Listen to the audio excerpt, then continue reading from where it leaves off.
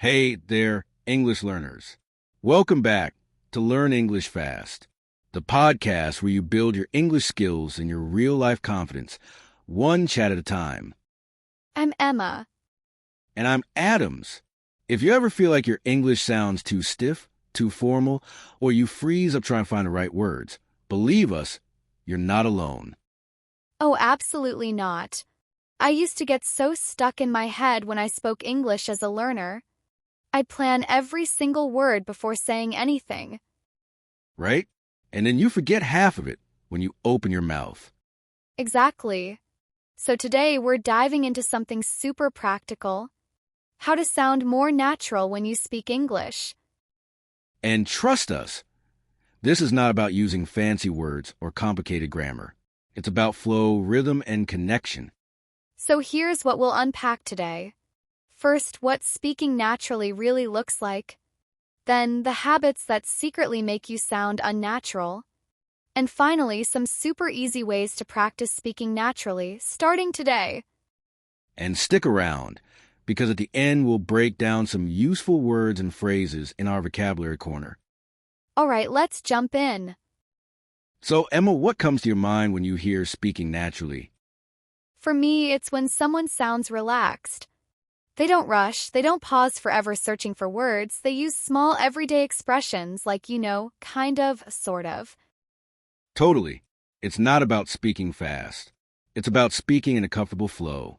Native speakers actually pause a lot, but they fill those gaps with little words. Right? Like when we say so anyway or well, I guess. Keeps the conversation moving. And it's about linking words together. Instead of I want to, you hear I wanna, or did you becomes did ya. Yes, and natural speech isn't perfect.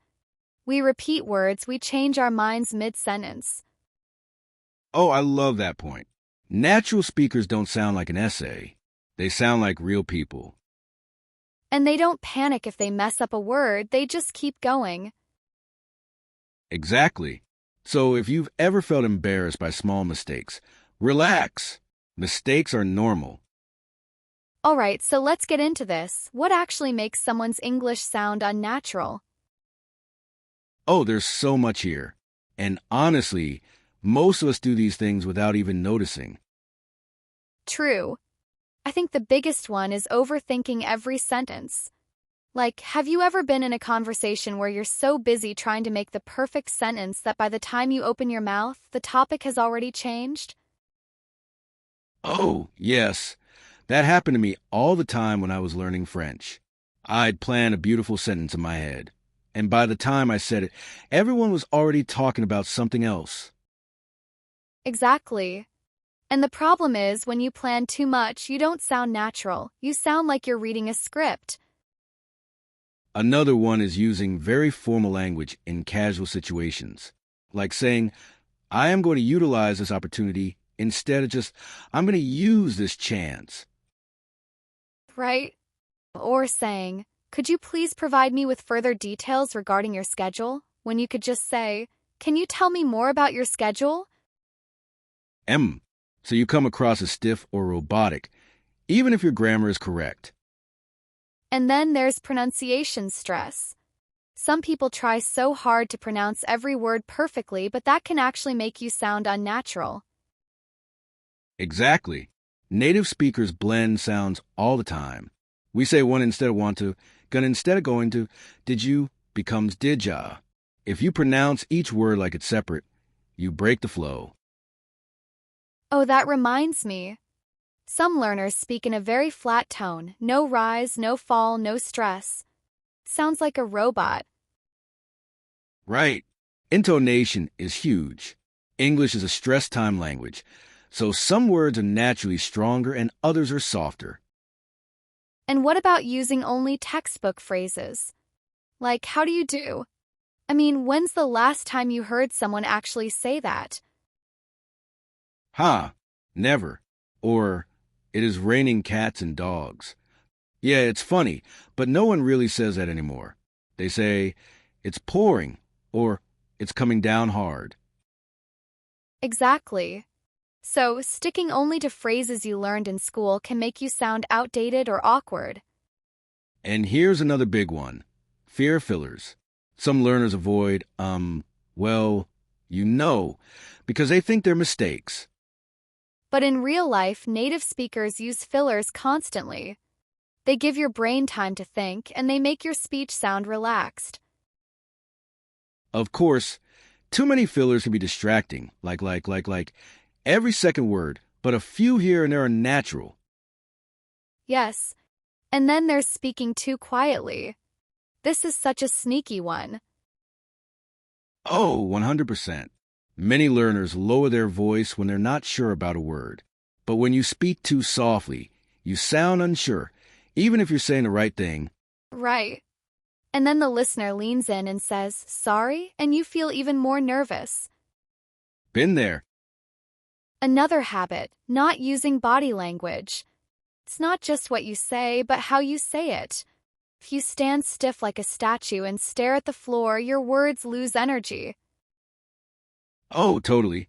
I once had a student who spoke with perfect grammar, but never made eye contact. People thought she was shy or unsure, but she knew her stuff. Exactly. A natural speaker uses small gestures, eye contact, nods. It shows you're engaged. And here's one more. Overcorrecting yourself mid-sentence. You say something, then stop to fix one tiny grammar detail. That kills the flow.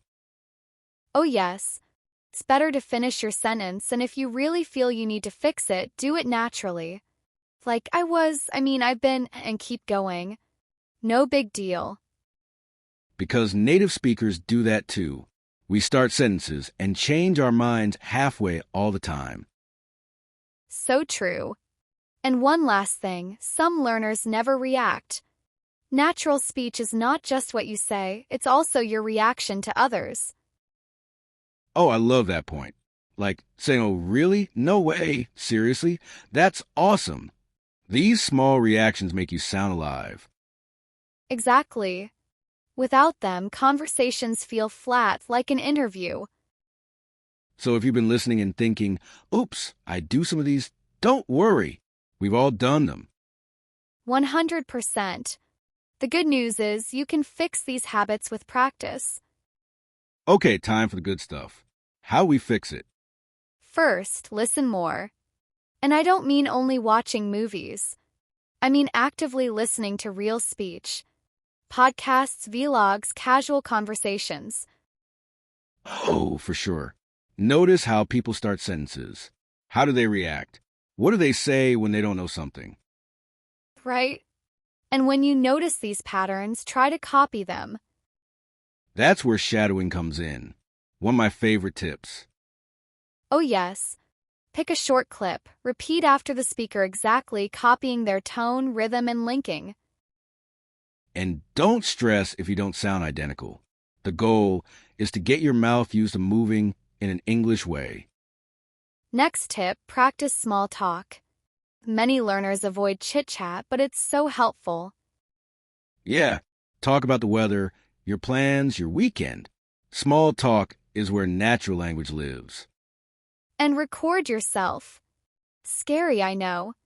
But you'll hear your habits, where you stop what sounds weird. Exactly. And don't try to erase your accent. Focus on sounding clear and flowing. Accents are fine. Another one, use simple phrases. Don't push yourself to use fancy words if you're not comfortable. Instead of I will attempt to, just say I'll try to keep it real. And my favorite, don't take yourself too seriously. Laugh at mistakes.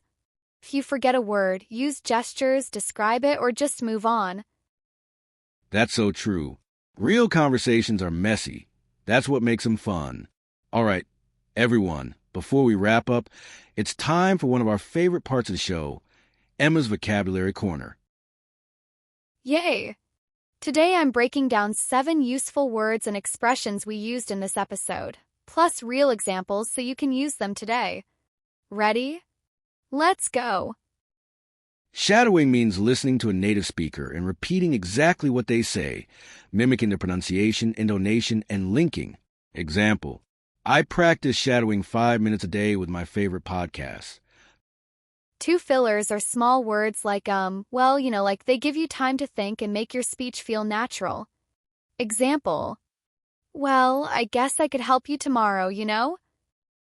Three linking means connecting words together instead of saying each word separately. Example, backhand index pointing right asterisk. Did you sounds like did ya see that movie? For small talk is casual, friendly conversation about everyday topics like weather, weekend plans, or daily life. Example, I always start small talk with my coworkers by asking about their weekend.